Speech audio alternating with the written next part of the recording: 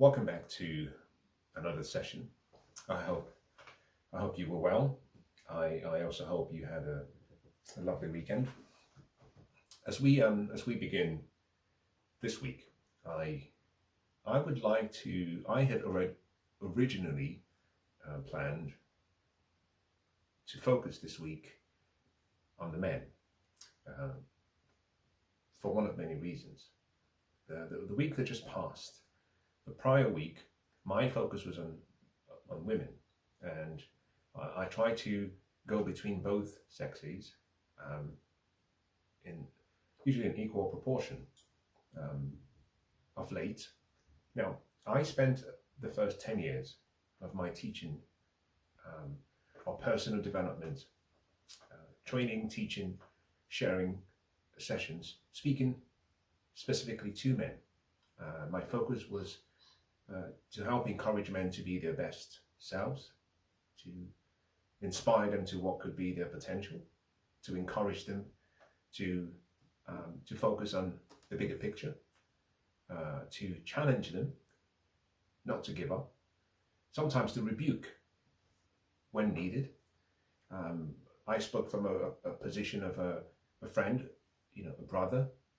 Sometimes I spoke to men who were young enough to be my sons based on chronological age. In any case, for 10 years, I have taught and I have spoken to and had a theme of personal development and growth towards men. Anyone who came across any of this teaching sessions would acknowledge that it wasn't, whilst directed towards men, it wasn't exclusive to men. The ideas could be applied by any of the sexes, and the results would have been similar. In any case, over the past few months, particularly in the last year, I have been trying to give a balance, as I have found that my demographics has changed. Interestingly, a majority of my listeners are women, but the number is still very close to being 50-50. The number is about 51% female and 49% male. And so what I have been trying to do is provide a balance, especially within the area of intersexual dynamics and relationships and life coaching. I've been trying to provide a balance. And last week I focused on the ladies, and I talked about several topics. My plan initially this week was to use the entire week to address men, but in such a way that ladies could also learn from. I would hope that anyone who has been following my sessions will agree that irrespective of your sex, there is something for you to learn from. In any case, unfortunately, I am going to have to move back on my original plans for a number of good reasons.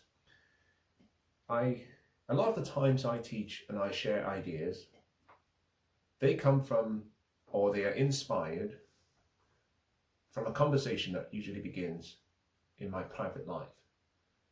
Conversations with friends and family, conversations within a close inner circle of people, sometimes conversations with an outer circle, whether that be in a social event. And I tend to sometimes wonder as to how beneficial such conversations could be if they were recorded, if there was a camera and watching this dialogue between people, sharing ideas and disagreeing respectfully and agreeing where needed. At the core of all of those interactions is a passion to help. It's because I do care. And so I try to extract some of the conversations that start off screen and off camera and bring it into this platform to share for people perhaps who I've never met, may never meet, both in my lifetime and beyond my lifetime, with the hope that they can avoid making mistakes that I have made, or some people that are within my inner circle have made, but also so they can learn from the successes to capitalize and maximize their potential. Today's session is one of such. I'm going to do something that I do not normally do, which is I'm going to use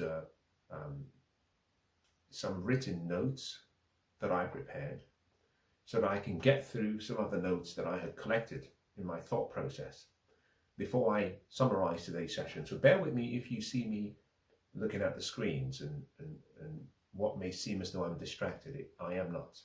I am trying to give due diligence to a topic that is very sensitive but necessary. Now, today's session will be very, very, very sensitive. Now, so let me say that as a disclaimer. If you are one of those who will be sensitive or affected by a sensitive conversation, this might not be for you. I think it's a conversation that is very important. Now, my target audience are both men and women, although the focus is on women, but women who are much younger. I would say women who are between, say, 18 and 27. Very important that you pay attention to what I share in this session. I have categorized what I want to talk about into several subsections. But let me set the theme and give you the backstory.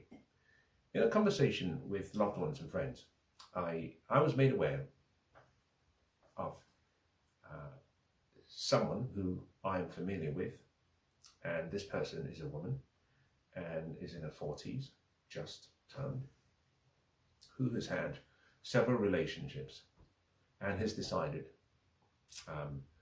because time is running out, and she is still unmarried, having been in several relationships, long-term and short-term, but she's decided to actually go for a process of having not just a sperm donor, but to have both the sperm and the egg, having been mixed, implanted in her womb, so that she can become a mother. I'll start by saying as follows. Generally speaking, in my conversations, I try to stay away from the moral argument, and I try to, as much as I can, not place value judgments, as hard as they might be.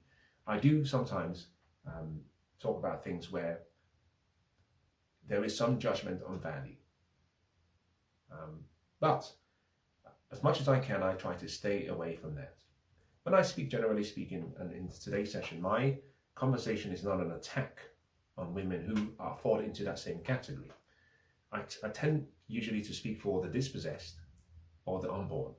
You know, we're instructed and encouraged to focus and to care for the orphans and the widows, those who perhaps need help. But more importantly, I have found no one ever talks about the unborn child. And so as I listen to what was an avoidable situation by a woman who is healthy, by a woman who, by all accounts, should not be fading in relationships, I could not help but come to the conclusion that the number of occurrences that we are seeing, especially in the UK, but also in the West, of women choosing to go their own way on the basis that they cannot find and they cannot maintain productive, successful, emotionally significant relationships is increasing. And I hate to use this word, but a lot of women are result into becoming parents and producing what I call test tube babies. Now, it will become clear as I go on what I mean by that statement. But the point being that at 40, life is not supposed to be over. But the key question is, what have you done or what are you doing at the best and the most important prime stages of your life as a man or a woman to facilitate a successful relationship for the long term? And what I have found is, unfortunately, we are failing, both men and women are failing badly in the area of relationships, long-term relationships, despite it being the core part of what will form our happiness. Now, I have labeled 3 subheadings. Number 1 is the hierarchy of failure on this particular example I gave you. A woman, 40, has decided she hasn't been able to be successful in relationships and has been unmarried for a while. recognizes that her biological clock and the gates are about to close, something that I discussed in previous sessions, and so has decided that she will go down the route of actually having a sperm donor to become a mother, so that she doesn't lose, or that window does not shut before she hopefully finds a relationship or finds a man to make a future with.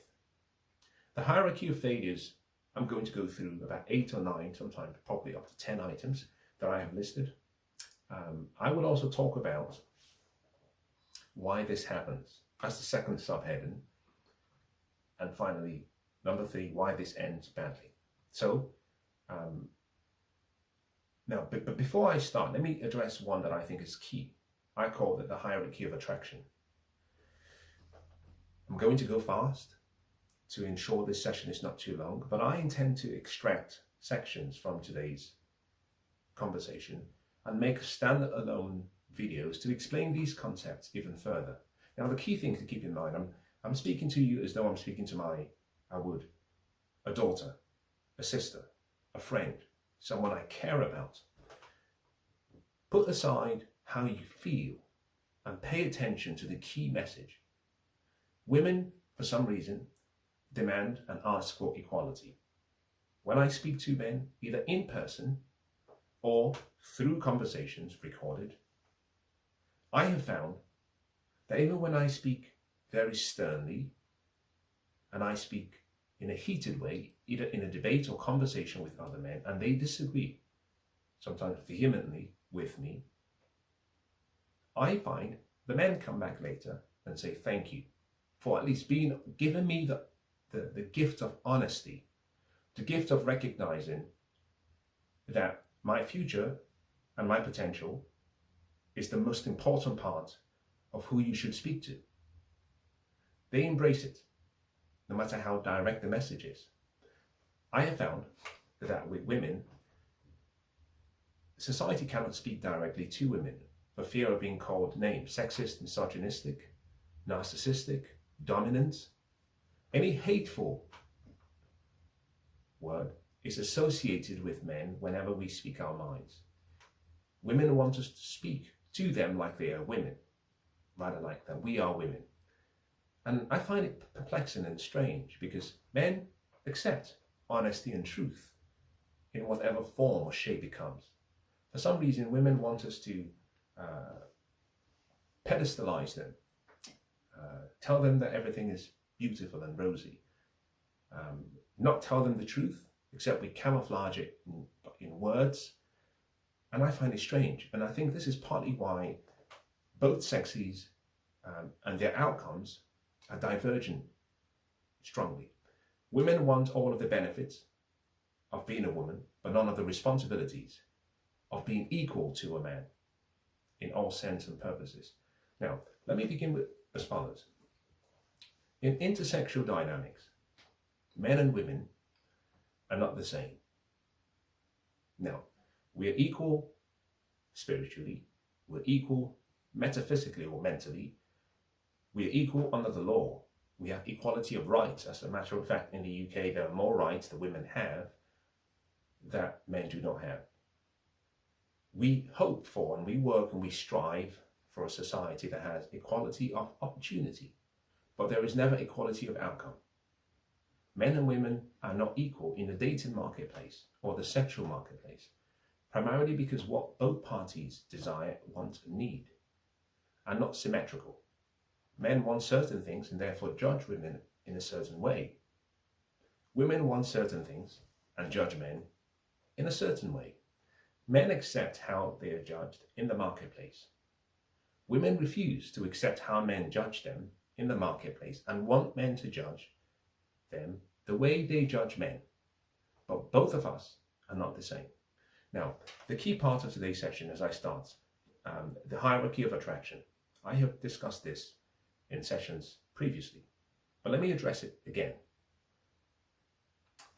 In the sexual marketplace or in the dating marketplace, the relationship marketplace, I talk about how a man's desires is often expressed in his actions and choices.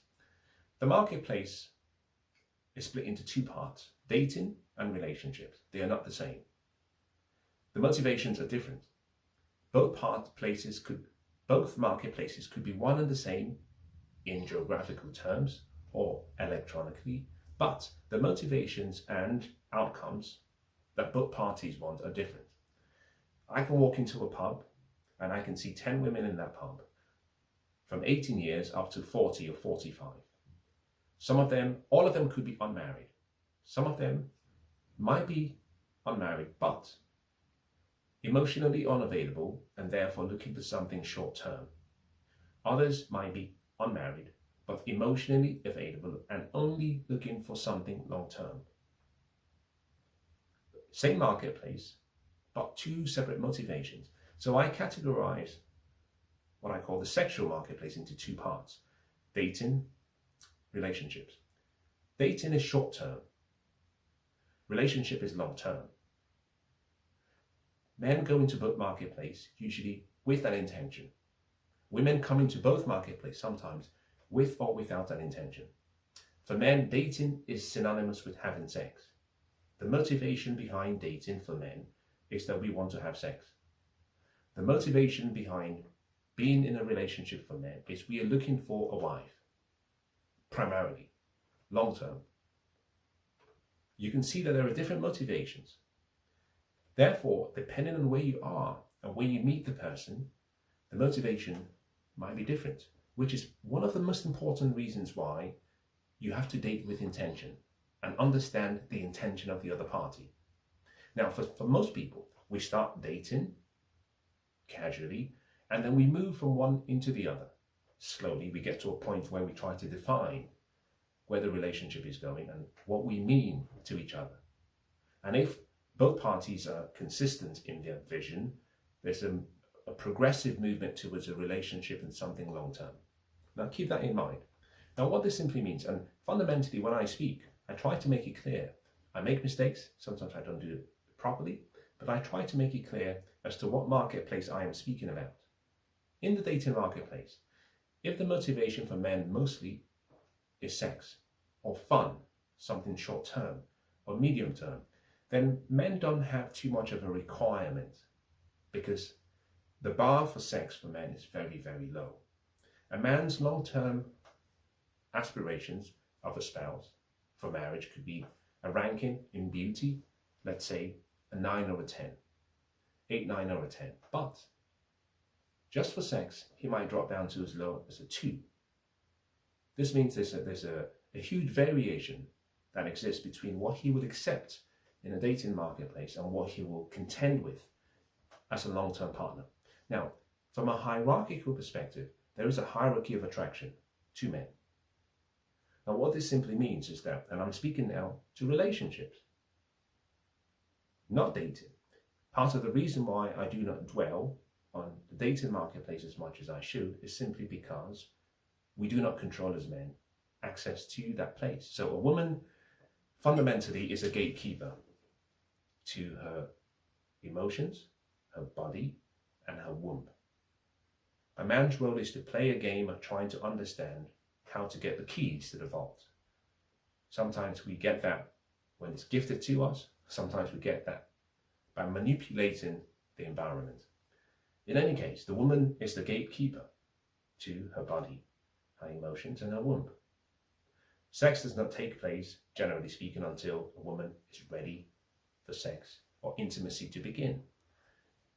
That's the dating marketplace. So men have very little leverage. In the relationship marketplace, men control most or all of the leverage. We choose, and we are gatekeepers to relationships. We choose who we go on one knees, both knees, no knees, and we propose to. The risks and liabilities associated with marriage, we decide who we give the keys to come into our physical or spiritual or geographical environment to coexist with us. Therefore, we are gatekeepers, and therefore, we make the decisions with regards to when a relationship really begins for long-term purposes. Now, the hierarchy of attraction that I am about to refer to, therefore, addresses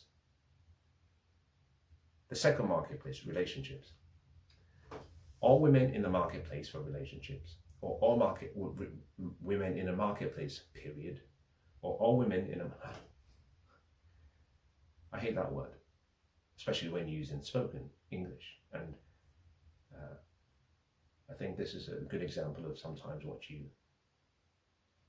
you hate comes out of you. In any case, I digress. All women in a marketplace will be judged along similar lines of attraction from a hierarchical position.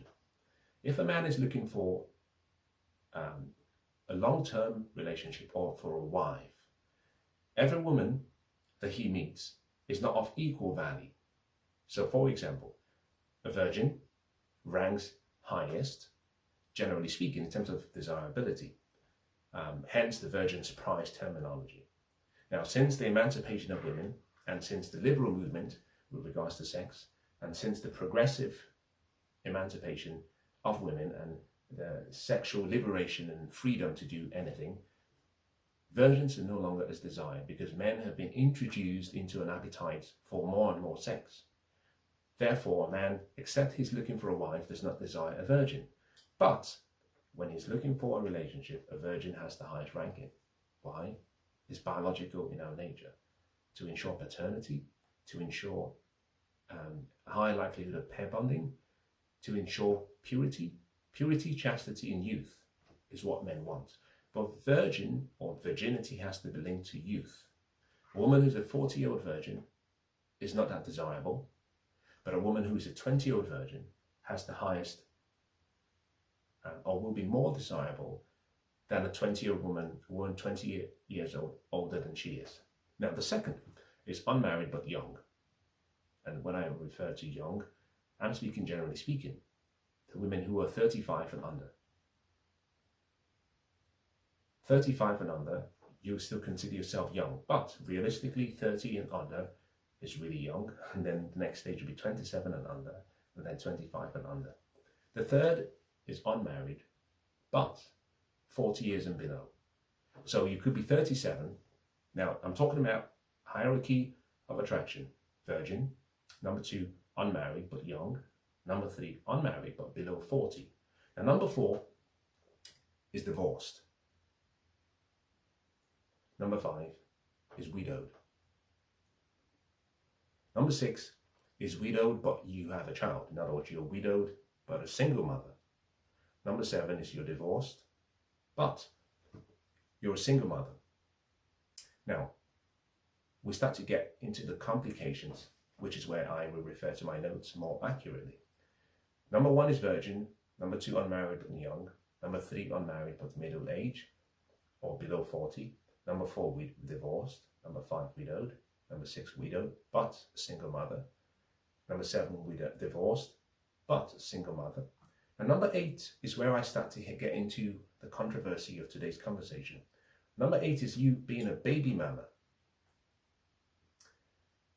And you're a baby mama and you have one father, in other words, from one man.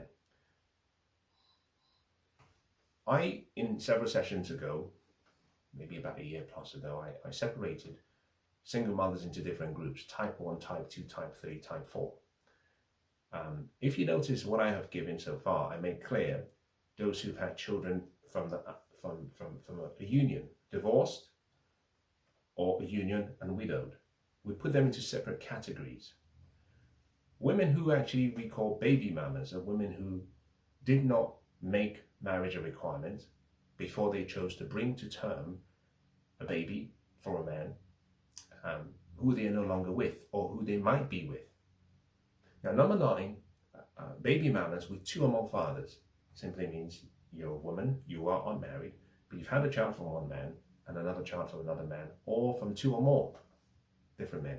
Now, number 10 relates to today's conversation, which is women who are baby mamas from a sperm donor. Number 10. Now, let's go back to what I started today's conversation with. The lady in question that I have used. Sad. Why? 40 years. If you were to go by the hierarchy of what I've just shared, a 40-year-old woman would have fallen within the category of unmarried but unmarried but 40 years or less. Ranked number 4. The moment a woman decides to go to a sperm bank and get a sperm to reproduce, she takes herself from a hierarchy of number 4 on a hierarchy of 10 lists. So she takes herself from a 4 down to the least desirable, number 10. Why? The choices she makes. Now, just park everything I've shared so far. Let me juxtapose it with the subsection or subheading of today's session, which is the hierarchy of failure.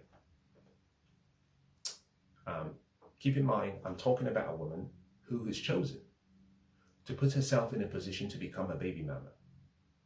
She's gone to the sperm bank and she's had the mixing of her eggs with the sperm, and it's been implanted in her. She has no relationships.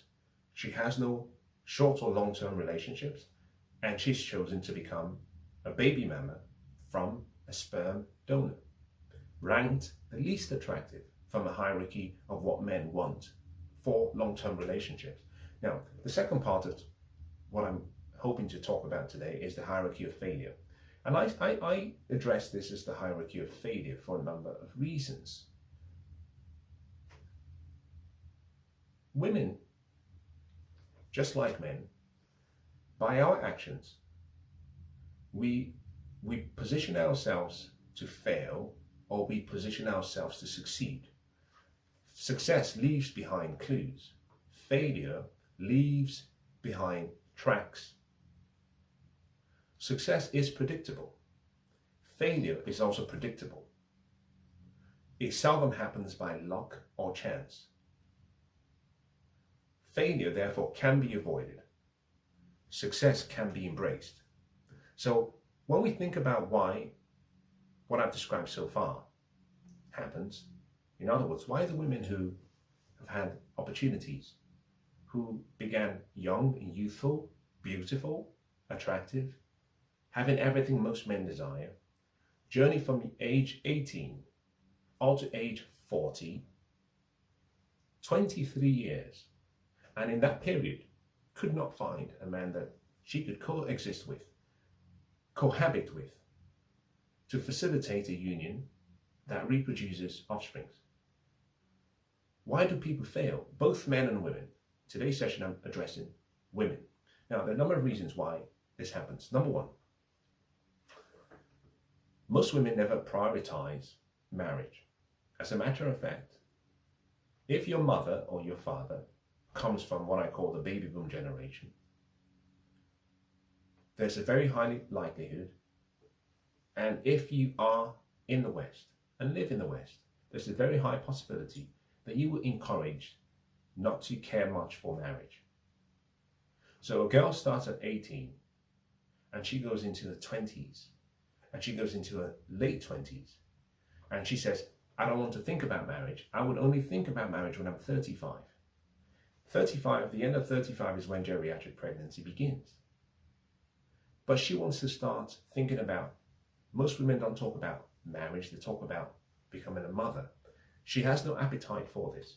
As a matter of fact, women who are 30 years, or rather 32, 33 and below, never really prioritize marriage, despite being very close to the end, to the gate starting to drop on the ability to reproduce. Now, there is no benefit for men in the West, generally speaking, to be married, except you're very wealthy or you're in the high end or what we'll call the higher class society, because if for those who have money and wealth and who are high class, you'd reduce the probability of divorce significantly by not having financial strains. But for the average person, there is no benefit.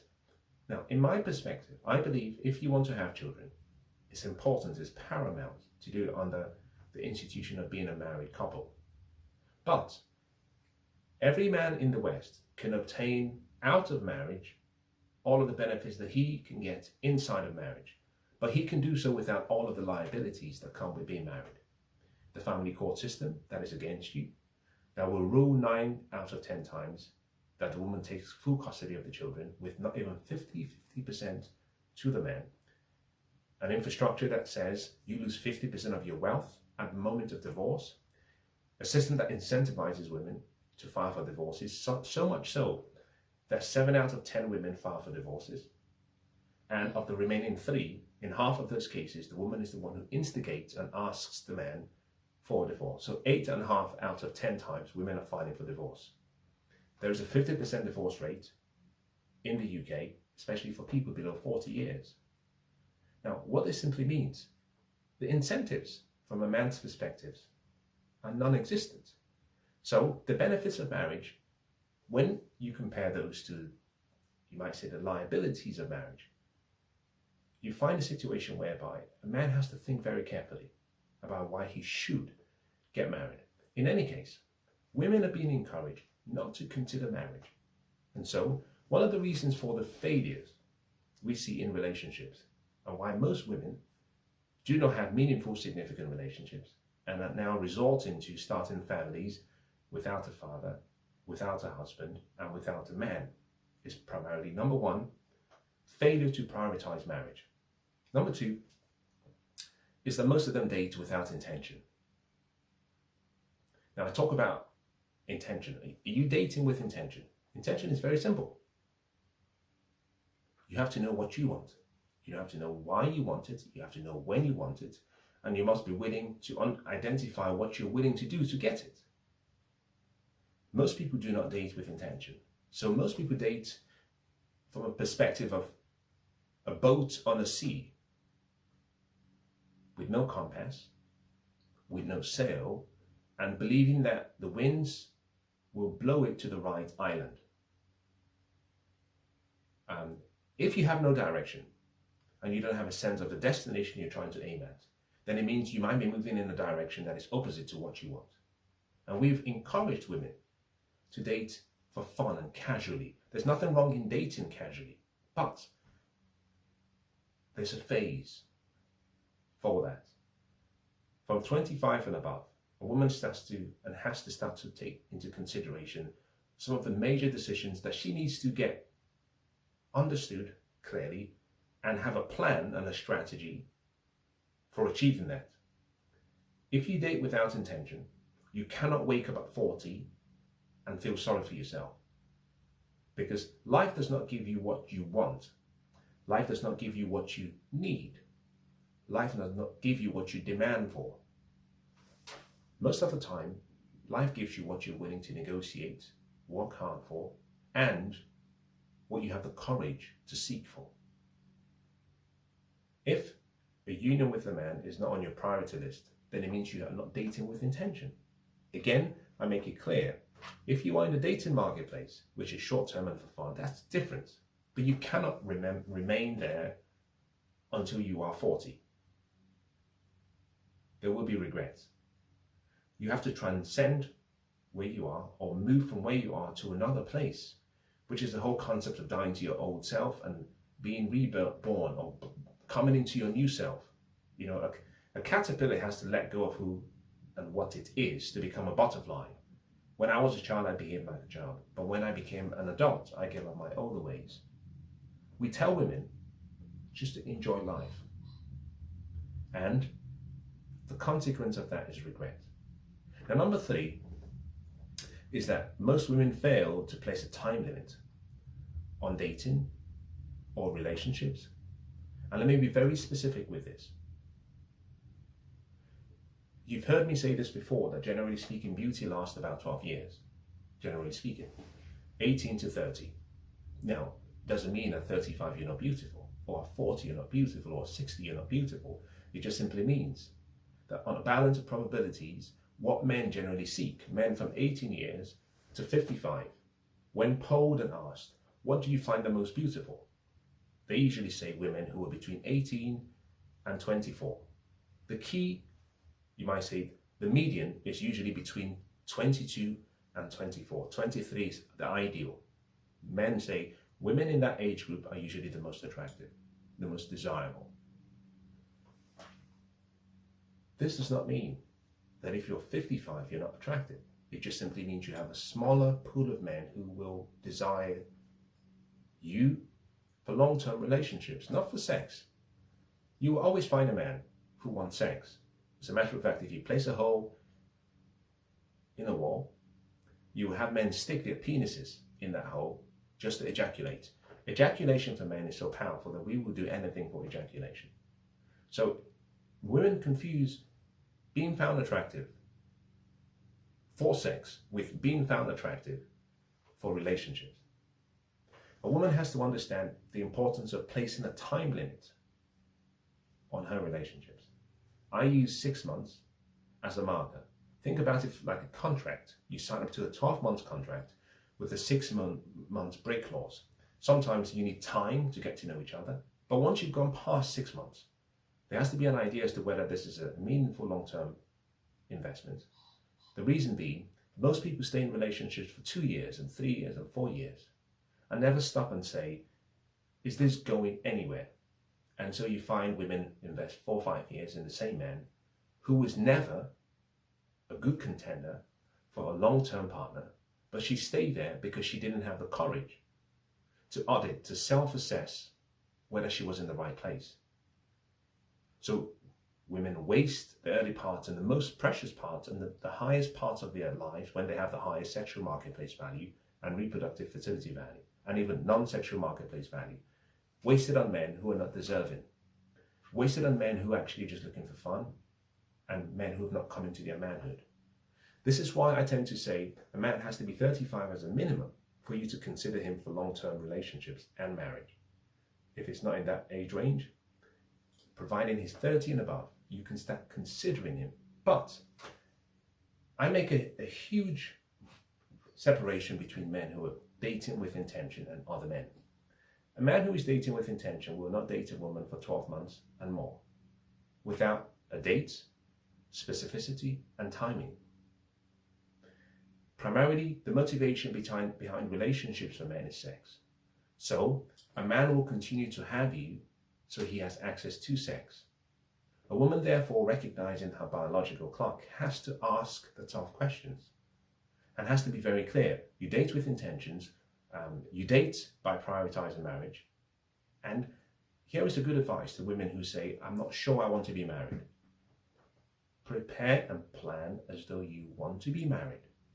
You then have what's called an option to exercise, an option to expand, an option to walk away. The inverse is what women do. They started by saying, I do not want to be married. And they say this from their early 20s. And in your early 20s, I do not recommend, for most women, marriage, except you're marrying someone who is far older than you, far wiser than you, therefore more experienced. The younger you are, the higher the likelihood that your marriage will end in divorce if you get married too early. But you have to plan as though you want to be married, even if you are sure you do not want to be married. It's the process of inversion. You might not want to be married and you might be very sure. Now, I've met maybe, in most cases, 9 out of 10 women who I have met over the years start out at the early 20s saying, I don't want to be married, I don't want to have a family. They get to 25 and they say the same thing. They get to 29 and they say, well, I might be open to it. They get to 31, 32 and their biological clock kicks in. They get to 33 and they become frantic. They realize, shit, I really want to be a mother, I want to be married, but now they can't find the men of value that they desire because those men are looking for younger women. So it's important for women to understand the importance of placing limits on relationships. 6 months, there should be a conversation. 12 months is way too much. Here's the reason why. If beauty generally lasts 12 years, 18 to 20 to 30, 1 year of your prime time means you're investing 8.3% of your beauty and your prime potential exchange value. 2 years of that 12-year period means you've gone into 16.67%. So when you date a person for 4 years, now recognize from 18, I'm starting the process, but I would never recommend women get married at 18. And let's just assume I say to you 18 to 22, the first stage of your 5-year period to your education, and you begin from 23. So from 23 to 30, the prime years for which you finish college and you can start entertaining the possibility of a relationship and marriage. 23 to 30 would imply that you have only 8 years left. If you invested 1 year out of 8, that is 12.5% of your beauty or your high peak exchange value. If you invest 2 years out of the 8 years, between 23 and 30, then you have invested 25% of your beauty in a man who will not be a life partner. If you go from one relationship to another, the first relationship for 3 years and the second relationship for 3 years, you've invested for an 8-year period, 6 years out of those 8 years in a relationship that is going nowhere and has gone nowhere. This is partly why a woman, when she gets to 30 plus, she has not invested anything in a relationship, and therefore there is no deposit from a man's perspective. And therefore there is no obligation, there is no honor from the man's perspective in staying with the woman. He says, you know what, I want someone who I can build with, and I can see her beauty, and I can see that beauty grow, and she can see mine, and we both can grow. So let me start by reiterating. Number one, it's important for a woman, particularly, to prioritize marriage. Number two, you have to date with intention. Number three, you have to place limits, time limits on relationships. 6 months, 12 months, 15 months, 18 months, 24 months. I don't think relationships that you should be dating for more than 2 years, irrespective of how great the man is. If he's 35 and over, he shouldn't be dating you for more than a year and a half without a plan. 6 months is enough. Actually, you shouldn't be going out on a date with a man who is 35 and above, who cannot tell you very clearly his goals and plans for the future with regards to relationships. The presupposition is that you find him attractive. But if you're dating with intention, there shouldn't be a first date if the man does not want to be married. No matter how great he is, there shouldn't be a first date if he has said to you, I do not see myself being married in the next 2 years. There should not be a first date if the man you're speaking with, for whatever reason, is emotionally unavailable. When you start dating in the first 6 months, if there's been a change, either to the timeline, you need to have a serious conversation, both with him, but also with your, my preference is not your friends. Go pay someone who is older than you, ideally, who is a professional, either a life coach, either a consultant, who can go through some of these questions. Because when you're already there, you're planted, your emotions are controlling you. Most of the time, your emotions will drive you into a ditch. You need someone to say to you, no, you've invested 2 years. Consider this a sunk cost. But time is running out. He's not the right one for you. He might be the right man, but the timing is wrong. 2 questions. Do you want to get married? Do you want to get married to me? Let me throw in another 2. Do you want to get married to me in this time period? Do you want to get married to me in this time period within XXX? You have to be very clear with men, because ladies, the clock is on you. Men can wait until 50 to make those decisions without any huge disadvantage that women generally suffer. A woman, nature starts to shut the gates very early. Therefore, you cannot have a man waste your time whilst extracting sex and pleasure from you, knowing fully well that he has no intentions of getting married to you. Now, let me move to number 4. You probably were not raised to see men as worthy of your competition or your pursuit. Now, this is key. And I apologize because I will not have time to go through all of these matters.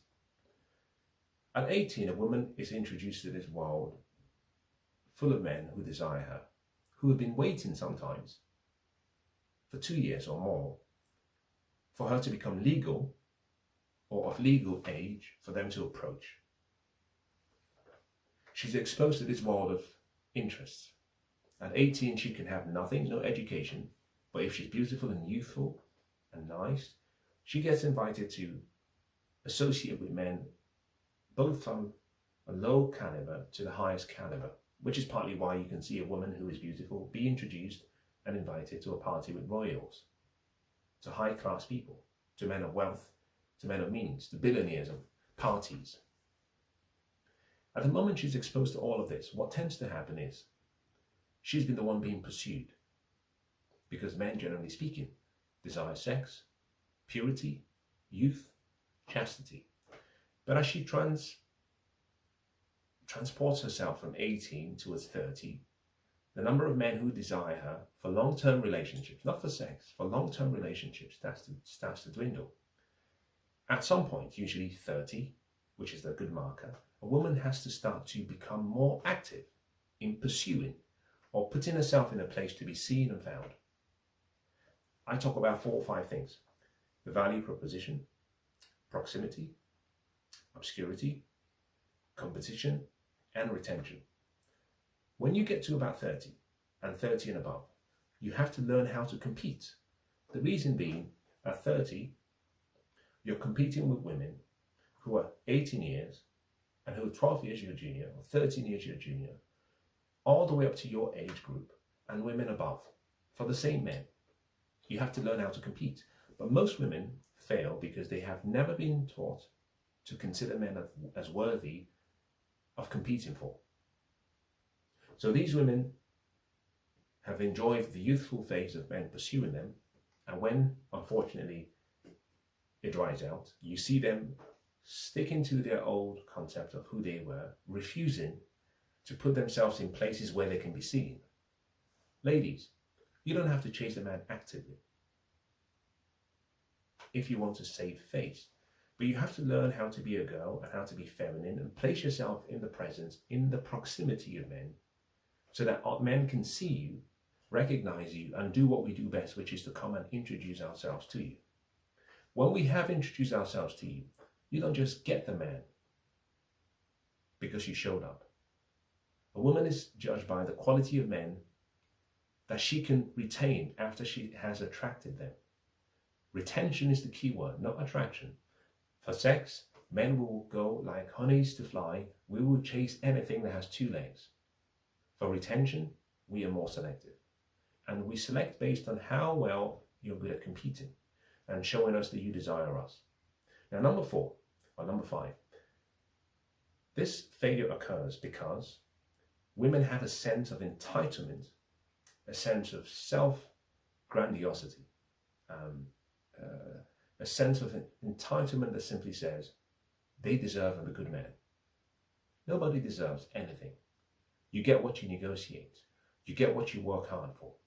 In life, you are only as good as the opportunities you pursue and the sacrifices you're willing to make and the dedication you have to such pursuits. And guess what? Sometimes you will fail. You're not guaranteed a spouse. You're not guaranteed happiness. None of us are guaranteed any of that. We have to work hard. But generally speaking, in the West, women have been raised to believe that they are gods and that a man should be lucky just to have you in our lives. And what women are starting to find is once you go past 30, the power, the supergirl, superwoman power disappears. Men then have a choice to say, I don't want you. The balance of power shifts from a woman to a man over time. 18, 20, 21, 22, in your 20s you have the power. A man who is the same age as you are has very little to offer. No resources, no success, just potential. The woman has all the beauty, all the youth, all the fertility, all the femininity, so she has the balance of powers in her favor. As he starts to age, he starts to have opportunities to convert his potential to results. So at 35, the same man is coming to his manhood, he's earning very well, he's discovered his purpose, he's successful in his endeavors, his ability to provide and protect and be the priest and profess his love by his presence is in abundance, but continues to increase. As we age, women desire more of what we have because we acquire more of what women want, primarily resources. Men are resource or success objects. As women age, women have less of what men, generally speaking, desire in the sexual or the relationship marketplace, which is beauty, youth, attractiveness, fitness, femininity, chastity, decorum, and that servant spirit. So the balance of power shifts to a man, and therefore he has choices. The older a woman gets, the more she has to compete with a younger version of herself. Women have not been taught or raised on the importance of knowing how to compete for men. They also have a sense of entitlement, as though they deserve a man, and unfortunately left too late. What they find is that men are not buying what they have to offer. Now, number 7 is a key one. Women refuse to give men what they want. I have been stunned at how simple men are. Irrespective of race, geography, ethnicity, preferences, men are simple. Men, generally speaking, if you were to find yourself 1,000 men and ask, make a list of what you want. Usually across all men, there are only about half a dozen things men really care about. These are fundamental needs. I'm going to share some of them with you. A man wants to find you desirable, so the physical beauty is important. He wants you to be attractive. Now, you're born with certain things, and there are certain things you can control. The shape of your face, without any alterations, surgical. The color of your eyes, your height. But your size, your weight, your symmetry, your fitness level, you control. So we just want you to be attractive, fit and attractive. Number 2, that is the first deals with attraction. But if we're going to be with you, we want to have the honor of knowing that whatever you reproduce is ours. So we want you to have some form of commitment or loyalty to us. We want to walk away and be proud to say we are associated with you. So in more terms, in fewer words than necessary, we don't want you to be an S, which is where the decorum and the chastity comes in. Number 3, we want peace. A man wants serenity. I talk about 3 S's: sex, serenity, and servanthood. Number 4, we want servanthood. In other words, if we are going to pair bond with you and be with you, and if there are going to be children, whilst we're out there hunting the bears and bringing home the bacon, we want to make sure that you have a servant spirit. The first service you have is to us. The second is to the offsprings. Men are less demanding than children. Women who do not have the servant spirit will be frustrated when they have children because it becomes overwhelming to cater for a child that you do not get any validation from, at least for the first 3-4 years. A man at least says thank you after the meal. A child just wants to poo and eat again. It requires a level of servant spirit that most women lack. So you can see that only about half a dozen things, generally speaking, men want. Now, we might place our wants above our needs once we go past the first 6, but generally speaking, our core needs are very similar across men. Women refuse to give men what they want, which is partly why most women remain single and choose to become baby mamas. Men are simple. We want peace. If you start with that, you increase the likelihood of success. The feminist movement, the womanist movement, the emancipation movement has ideologically brainwashed women to think that they have to contend with men every single time. We're not supposed to handle you. We're not supposed to contend with you. We're supposed to pair bond with you, unite with you as one, and have peace. We go out into the world and it's chaos, and we feel as though there is so much to fight.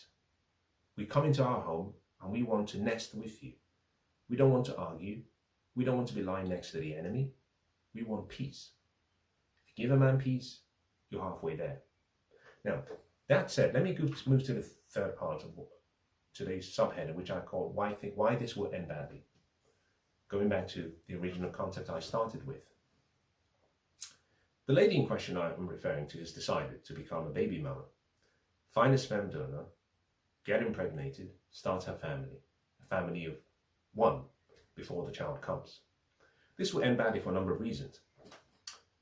If the long-term desire is to have a family, a woman fails and guarantees that it ends badly, by going down the route to becoming a baby mama for a number of reasons. Number one, by making yourself a baby mama, you've done so without requiring marriage, and most men, generally speaking, do not find women who are baby mamas, who have not come from a commitment, whether that be marriage, or women who perhaps who were committed, but for whatever reason separated, divorced, or for whatever reason was separated from their loved one because one of them was called home to glory. By making yourself a baby mama, you're guaranteeing yourself that the possibility of marriage is minimal. Now, doesn't mean it's zero, but it's minimal. Now, number two is an emotionally, relationally unattractive to most men. Not all men, most men. But one of the things you guarantee is that actually you're going to have to contend with men of lower value who are generally rejected by most women, or who have complicated histories, children from other women who they never got married to, stayed with, and therefore you're guaranteed to have the lowest value of what we call men. Because men who know their worth recognize what I talked about. Men are gatekeepers to relationships. We decide who we give our last names to. We decide who we propose to. We decide who we make a vow to die for in a relationship. So we're very careful. At the moment we are auditioning for a wife, we are not looking to audition to become a stepfather at the same time. Women audition for who they give their bodies to, their emotions to, their womb. They choose that. When we are choosing relationships, we don't want to be auditioning at the same time to be stepfathers. So a woman who is a baby mama, who actually reproduced from a sperm donor, makes it worse, because assuming I was a man and I walked into her life and she had been married before but divorced, I still have the ability to ask who the ex-husband was, or ex-boyfriend. I can vet him. I can see whether I think I can contend with him, because as a stepfather, I have to contend with him. I can decide whether I think he's from rich soil. And by rich soil, I'm not talking about money. I'm talking about character and integrity and values and morality, or anything I choose. I have the opportunity and ability to do that. When a woman chooses to have a child from a sperm donor, what she says to me as a man is that in her entire life as a woman, no man found her desirable enough to propose to her and to unite himself with her. So much so that she went out and she decided that she would find a sperm from a random person, and she would choose to bring forward a test tube baby who was not desired, was not implanted by choice, but rather was a product of a selfish decision on the part of the mother, because she could not attract a man. Most men see that and simply say, well, it means that there are issues with you, or there are issues other men have observed and therefore chose not to be with you. It's a compounding of all of the most unattractive qualities men generally want in women. Now, number three, it significantly increases the likelihood of being alone, for the reasons I've given already.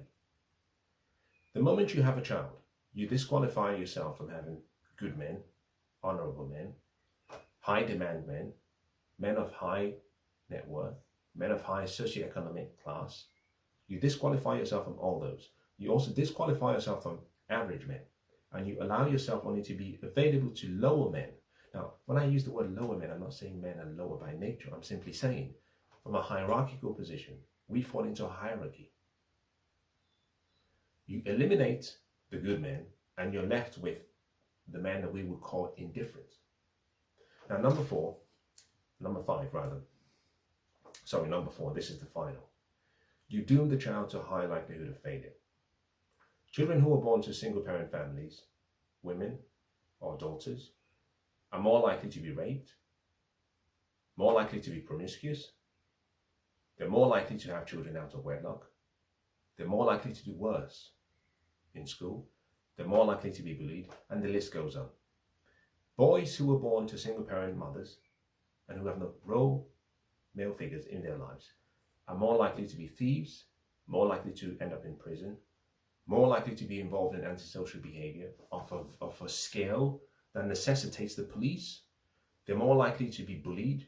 They're more likely to be in gangs. They're more likely to be dropouts.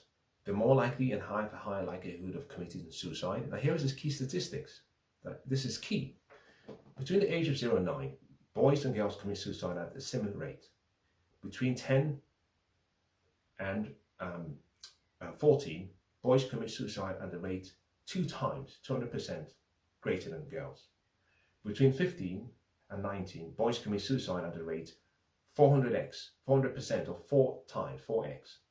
Between 20 and 24, boys commit suicide at a rate of 8 times. Between 25 and above, that number jumps up to about 1,000%, 10x, and it increases to roughly about 18x as the boys approach about 80 years old. This is serious stuff. And boys who were born without a father, there is a loss of self-identity both for boys and girls. A loss of self-worth, self-importance, because the child is raised into thinking, my father never wanted me, which is why he's not here. But when he realizes that he was a test tube baby, in other words, he wasn't even a mistake. Children who were born without planning, but both parties love themselves, at least can say, well, my father ejaculated into my mother, and I was conceived. Think about the emotional, psychological trauma a child goes through when they realize, my father ejaculated into a cup, never wanted me, perhaps sometimes paid for that, collected the money and left. My mother took the sperm and put it into herself, and I was born. It's psychologically damaging. So in doing that and making that very selfish choice, a woman destines her children, born into that, what I call a lack of a union. She destines those children to life of misery and failure and unhappiness. Now, are there exceptions to the rule? Of course. There are things that she can do to ensure, and I'll close with that she can do to ensure a much better outcome. Over the many years, one of the things we've understood is that not every family can have a father. Sometimes we die early. Sometimes we die at our time. Sometimes we just die. The key part of making sure a child has a long-term successful career is to have good role models that are masculine, that have a masculine frame in the boys' or the girls' lives. It can be brothers, it can be friends, but it has to be role models, masculine role models that are consistent and are present through the development stage. But I'll share 3 or 4 other things. Number 1, those masculine role models must play and wear the archetype of a typical man, not this beta male or feminine men or femme men that we see in modern society today. That man or those men must engage in boundary setting and boundary enforcement. They must participate in what I call rough and tumble play, roughhousing, playing with the children so that they get a sense of the love from a man in a man's language. They must be around men to see men express their emotions, their pain. More importantly, the mother must ensure that she doesn't, either by body language or by words, attack the masculine frame, no matter what happened in the relationship. Because half of the boy is the father that is absent, and half of the girl is the father who is absent. So every time a woman condemns or curses or snarls at men or says words that are not edifying of men, you are automatically saying half of you is not worthy of being here.